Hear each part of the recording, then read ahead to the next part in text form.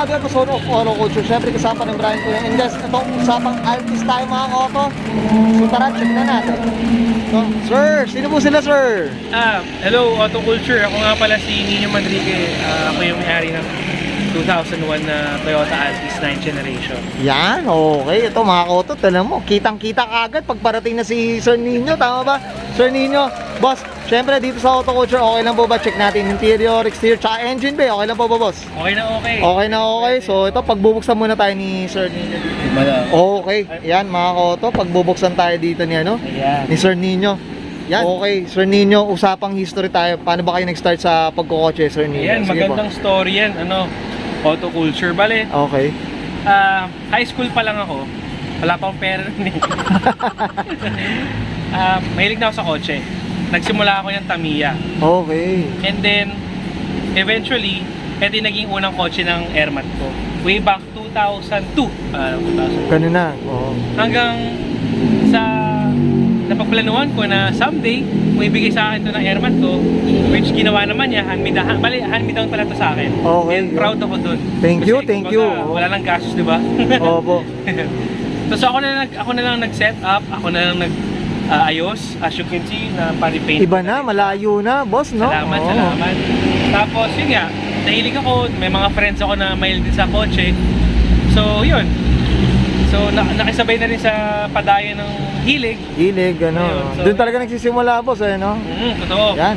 And then, ayun, ito na yung naging output ng ating Output ng ano. ating Ito, mga ko. creativity. Yan, okay, mga ko. Ako excited na ako, Sir Nino. Boss, okay na ba samahan nyo ako sa interior, boss?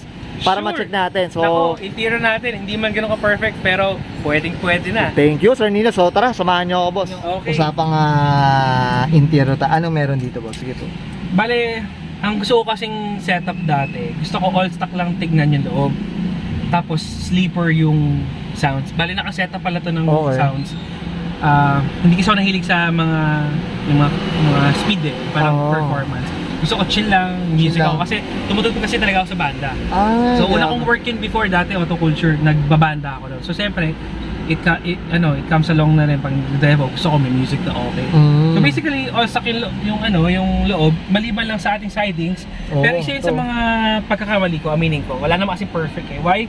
Kasi hindi ako bumili ng siding sana na separate para yun ang ginawa kong i-fiber. Sana I-fiber. na-retain ko sana yung original. diba? Original. Pero okay lang, dumating na rin tayo sa ganun. And then, pinilitan ko na ang aking steering wheel. Oh. Bali galing tong Toyota Fielder, Japan surplus. As you can see, makikita mo sa top of the line variant ng Altis na lumabas sa Philippines. Yung G, kasi E-variant Okay. pala to gitna. Okay. Gantong-ganto yung itsura niya, pero yung SRS airbag magkadikit, isang linya. Ito, okay. nasa taas yung SRS, nasa may airbag, and then chrome na rin to, and then this is leather stitch. Hindi ko to pina-customize, so talagang OEM. OEM talaga siya, Yes, boss. apo. Okay. And then as you can see naman, papansin mo, bakit meron kang aftermarket na gauge? Okay.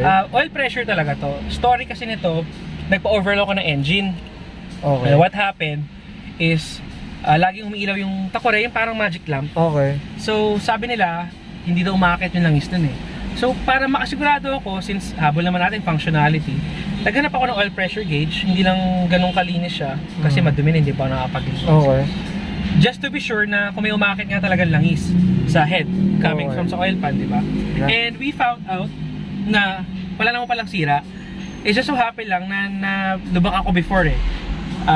Yung mismo oil pan is napipi, so umipit siya doon sa may strainer na daanan paakit ng langis. Ng Pero at langis. least nandito na rin naman to, at least So, meron ako idea kung gumagana or what. Gumagana. Tsaka, as you guys, linagay ko lang sa para hindi protruding sa ating vision. Yan. And Oh, then, that's it. Oh.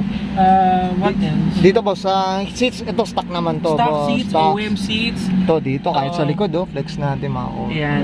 And then kung napansin nyo, wala na yung backboard ko sa likod. Kasi, ang purpose ko dun is para mas ma-emphasize ko yung bass. Okay. Dahil may rig ako sa Bayo talaga, boss. low frequency bass eh. Oo. Bale, group namin yung shoutout pala, Auto Bass and Pinas. Yan, later, boss, shoutout tayo dyan. Okay. Siyempre. Yan. And siyempre, hindi pwedeng mawala yung ating pinaka head unit Okay. Diyan ako nag-invest siya ng flagship ng Pioneer way back 2010. Okay. Ang ating Pioneer P99 RS. Ayan. Shoutout tayo. Ako, ang dami ko nalaman dito kay Sir Nino. Boss, okay na tayo dito sa interior, boss. Check naman natin yung exterior, boss. Okay? Sure, no problem. Okay, so tara, check. Sir Nino, anong meron dito, boss? Sige po.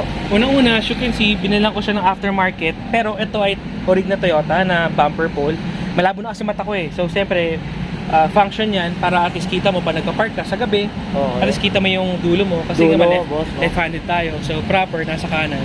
Sa Japan kasi sa kaliwa eh. Oo, boss. Ayan. So, Okay. and then, ito, as you can see naman, this is forged carbon fiber na hood. Mamaya open natin yung pag-engine. Yan. Okay. And then, ayan, bale tayo, 17 inches na mags. And then, as you can see, yung baba niya, pero naka-coil over tayo. Okay. Yan, half likod. Itong magsa to, boss, BBS RS, tama po ba? I'll be honest, reps yan, hindi siya Okay. original. Kasi, napunta yung budget natin sa paint. Sa paint. Ayan, oh. Boss, ito, curious pala ako. Anong kulay pala nung auto, boss? Parehas pa rin yan ang nakalagay sa ORCR natin na pale rose.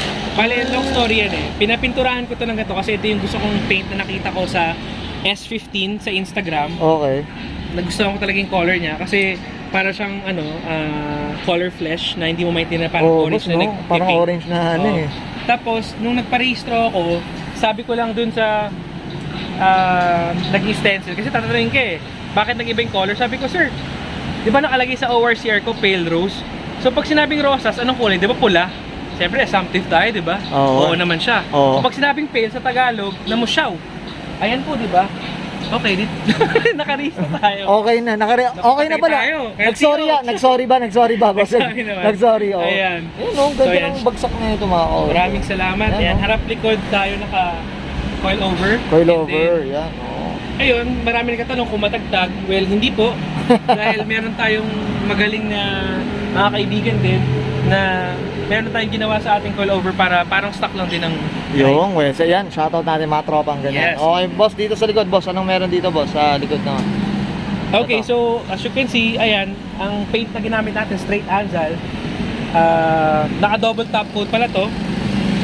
So, tatawa sa akin yung mga kaibigan ko, bakit every May EB nagpapa-step 1, 2, 3 daw ako. Hindi nila alam naka-double top coat. Hindi, baka sabihin bayabas ako.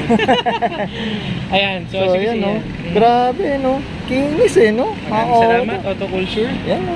Sana, naging ganyan din kakinis sa atin, no? Diyos ko, sana all, okay.